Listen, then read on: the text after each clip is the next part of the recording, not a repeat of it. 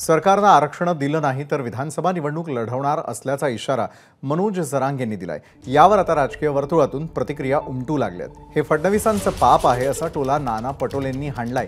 2029 पर्यंत मोदी आणि फडणवीस सरकार जातीनिहाय जनगणना करणार नाही आणि त्यामुळे ते आरक्षण देऊ शकणार नसल्याचं पटोलेंनी म्हटलंय। राहुल गांधी पंतप्रधान झाले असते तर आरक्षणाचा तिढा सुटला असता असा दावाही पटोलेंनी केलाय।